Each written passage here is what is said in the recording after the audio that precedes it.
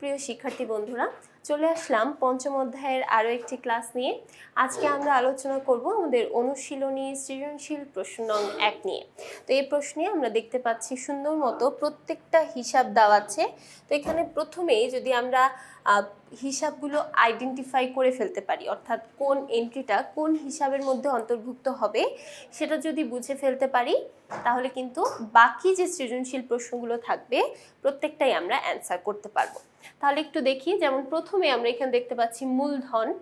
মূলধন আমাদের জন্য মালিকানা সত্ত্বের একটা অংশ। মূলধন মালিকানা সত্ত্বের একটা গুরুত্বপূর্ণ অংশ।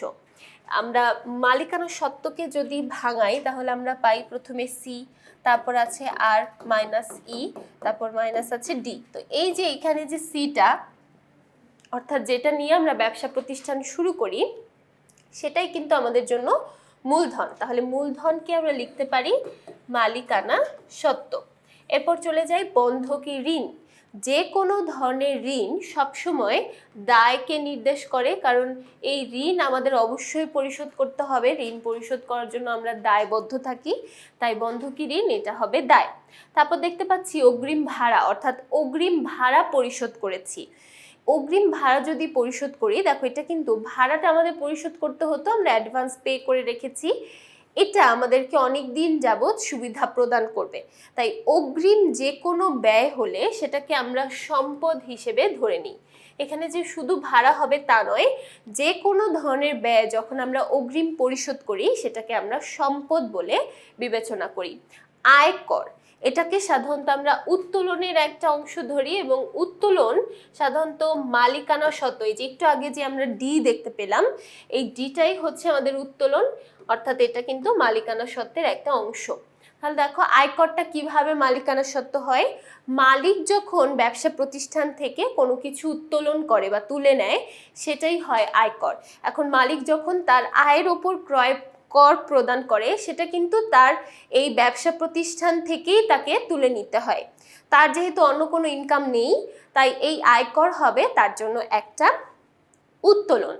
তারপরে বকেয়া বেতন, যে কোনো ধরনের বকেয়া ব্যয় থাকলে সেটাকেও আমরা দায় হিসেবে ধরি, তাই বকেয়া যে কোনো ব্যয়ের নাম লেখা থাকলে সেটাকে আমরা দায় ধরে নিব। কারণ যেহেতু আমরা বেতন এখনো পরিশোধ করিনি, আমরা একসময় না একসময় পরিশোধ আমাদের করতেই হবে এবং তাদের কাছে আমরা দায়বদ্ধ আছি, তাই এটাকে আমরা দায় হিসেবে ধরে নিই। আয়করের মতো জীবন বীমা প্রিমিয়ামও সেম। জীবন বীমা প্রিমিয়াম সাধারণত মালিক কি করে, তার ব্যবসা প্রতিষ্ঠান থেকে উত্তোলন করেই সেটা প্রদান করে, তাই এই জীবন বীমা প্রিমিয়াম এটাকেও আমরা বলতে পারি উত্তোলন। এরপর দেখতে পাচ্ছি প্রদেয় বিল। প্রদেয় কথাটা লেখা থাকলেই আমরা সেটাকে দায় হিসেবে ধরে নিব। প্রদেয় মানে হচ্ছে যেটা এখনো পরিশোধ করা হয়নি বা এখনো দেওয়া হয়নি, এরকম কোনো কিছুকে আমরা প্রদেয় নাম লিখে থাকি, তাহলে প্রদেয় বিল এটা হবে দায়। এরপর পাশে দেখতে পাচ্ছি আসবাবপত্র। আসবাবপত্র একবার কিনে আমরা বছরের পর বছর ব্যবহার করতে পারি, তো অনেক দিন যাবত এটা আমাদেরকে সুবিধা দেয়, তাই এটা আমাদের জন্য এক ধরনের সম্পদ। তারপর প্রাপ্য হিসাব, যখনই প্রাপ্য কথাটা লেখা থাকে, প্রাপ্য কথাটা লেখা দেখা মাত্রই আমরা সেটাকে সম্পদ হিসেবে ধরে নিতে পারি। প্রাপ্য হিসাব বলতে বোঝানো হয় যে ব্যক্তির কাছ থেকে আমরা এখনো টাকা পাইনি তবে ভবিষ্যতে পাবো, অর্থাৎ যার কাছে আমরা ধারে বিক্রয় করেছি। এরপর আবার প্রদেয় কথাটা দেখতে পাচ্ছি। প্রদেয় হিসাব মানে হচ্ছে পাওনাদার, যাকে আমরা এখনো টাকা পরিশোধ করিনি এবং যার কাছে আমরা দায়বদ্ধ আছি, টাকা একসময় আমাদেরকে পরিশোধ করতে হবে, তাই এটা আমাদের জন্য এক ধরনের দায়। এরপর দেখতে পাচ্ছি অনাদায়ী সুদ, অর্থাৎ যে সুদ এখনো আদায় হয়নি। আমাদের সুদ পাওয়ার কথা ছিল কিন্তু এখনো আমরা আদায় করতে পাইনি, কিন্তু ভবিষ্যতে আমরা এখান থেকে আদায় করতে পারবো, তাই এটাকেও আমরা বলতে পারি সম্পদ। তারপরে আসবাবপত্রের মতো যন্ত্রপাতিও আমরা একবার কিনে অনেক দিন যাবত ব্যবহার করতে পারি, তাই যন্ত্রপাতি এটা আমাদের জন্য এক ধরনের সম্পদ। তারপর দেখতে পাচ্ছি ব্যাংক হিসাব। ব্যাংক হিসাব এবং নগদান হিসাব দুটাকে আমরা বলতে পারি খুবই কমন একটা সম্পদ, কারণ ম্যাক্সিমাম কাজ করার জন্য, ম্যাক্সিমাম লেনদেন করার জন্য ব্যাংক হিসাব বা নগদান হিসাবকে আমাদের ব্যবহার করতে হয়, তাই ব্যাংক হিসাব, নগদান হিসাব এই দুইটাকে আমরা বলতে পারি সম্পদ।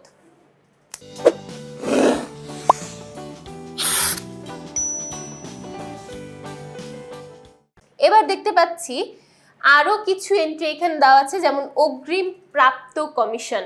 যখন আমরা অগ্রিম কোনো আয় করে থাকি, প্রাপ্ত কমিশন বলতে বোঝানো হয় আয়, তাহলে অগ্রিম কোনো আয় যখন আমরা করে থাকি সেটাকে আমরা অগ্রিম আয়কে আমরা সাধারণত দায় হিসেবে বিবেচনা করি। তাহলে অগ্রিম প্রাপ্ত কমিশন এটাকে আমরা বলে থাকি দায়। তারপর সুনাম, এই সুনামটা আমাদের ব্যবসা প্রতিষ্ঠানকে বিভিন্নভাবে সুবিধা প্রদান করে, তাই সুনামকে আমরা বলতে পারি সম্পদ। তারপর দেখতে পাচ্ছি অনুপার্জিত উপভাড়া। অনুপার্জিত উপভাড়া মানে হচ্ছে যেই উপভাড়াটা আমরা অগ্রিম প্রদান করেছি, যেটা এখনো উপার্জিত হয়নি। টাকা প্রদান করেছি কিন্তু এখনো এই ভাড়াটা উপার্জিত হয়নি, তার মানে এখানে একটা দায়ের বিষয় দেখতে পাচ্ছি, অর্থাৎ ভাড়া প্রদান করা হয়েছে কিন্তু উপার্জন হয়নি, আমরা তাদের কাছে দায়বদ্ধ আছি, তাই অনুপার্জিত উপভাড়া হয়ে যাবে দায়। ব্যাংক জমাতিরিক্ত উত্তোলন, এটাকেও আমরা দায় বলি, কারণ জমা যতটুকু আছে তার চেয়ে অতিরিক্ত পরিমাণ আমরা উত্তোলন করেছি, তাই ব্যাংক জমাতিরিক্ত উত্তোলন এটা এক ধরনের দায়। এরপর দেখতে পাচ্ছি বকেয়া মণিহারি। বকেয়া মণিহারি বলতে বোঝানো হয়, এই যে আবার আমরা বকেয়া দেখতে পাচ্ছি, অর্থাৎ কোনো একটা ব্যয় যখন বকেয়া থাকে সেটাকে আমরা সাধারণত দায় হিসেবে বিবেচনা করি। ঠিক এরকম একটা হিসাব কিন্তু আমরা দেখেছিলাম বকেয়া বেতনের ক্ষেত্রে।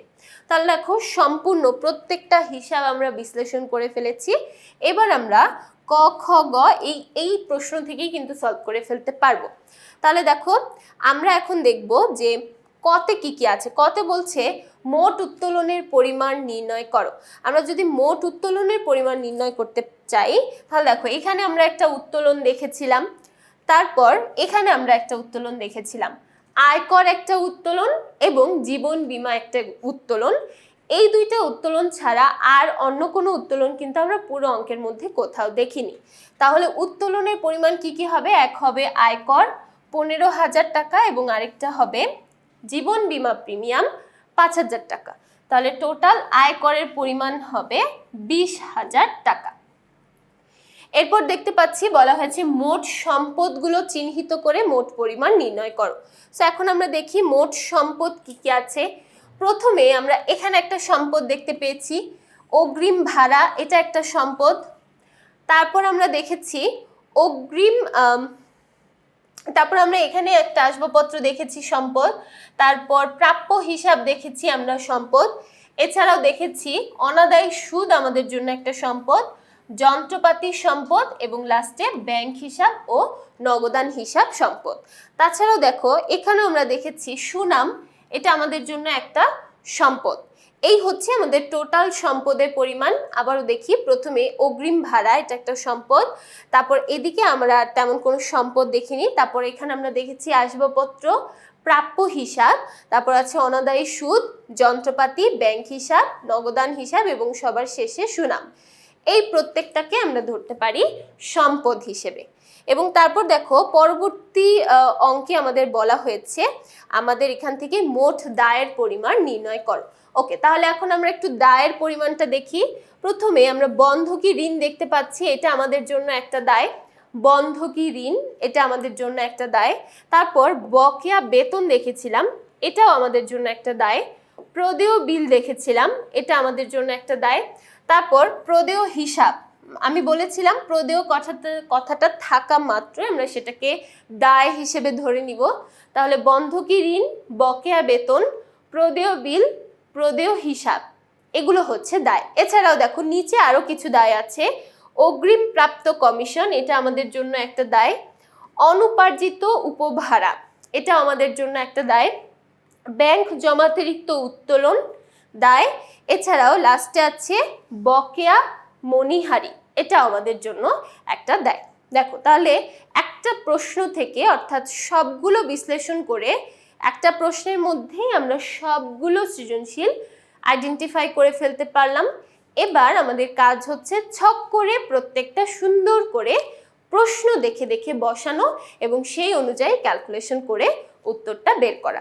তাহলে কমন একটা ছক আমরা সবাই জানি, বিবরণ টাকা টাকা, যেহেতু এখানে কোনো তারিখ নেই তাহলে প্রথমে আমরা দেখেছিলাম আয়কর এবং জীবন বীমা, আমাদের টোটাল উত্তোলনের পরিমাণ 20,000 টাকা। তারপর দেখতে পাচ্ছি সম্পদে আমরা দেখেছিলাম অগ্রিম ভাড়া, আসবাবপত্র, তারপরে আছে প্রাপ্য হিসাব, তারপর আছে অনাদায়ী সুদ, যন্ত্রপাতি, ব্যাংক হিসাব, নগদান হিসাব, সুনাম। আমাদের মোট সম্পদের পরিমাণ দাঁড়াচ্ছে 3,95,000 টাকা। তারপর আমরা দেখেছিলাম মোট দায়ের মধ্যে ছিল বন্ধকি ঋণ, বকেয়া বেতন, প্রদেয় বিল, প্রদেয় হিসাব, অগ্রিমপ্রাপ্ত কমিশন, অনুপার্জিত উপভাড়া, ব্যাংক জমাতিরিক্ত উত্তোলন, বকেয়া ঋণ। তাহলে আমাদের মোট দায়ের পরিমাণ দাঁড়াচ্ছে 1,99,500 টাকা। তাহলে দেখো এখানে আমরা একটা সৃজনশীল থেকে বিভিন্ন হিসাব কিভাবে আইডেন্টিফাই করা যায় সেটা শিখলাম। আশা করছি এই পুরো সৃজনশীলটাই সবাই খুব ভালোভাবে বুঝতে পেরেছো। পরবর্তী পর্বগুলো দেখার জন্য সবাইকে আমন্ত্রণ জানিয়ে আজকে এখানেই শেষ করছি। সবাইকে ধন্যবাদ।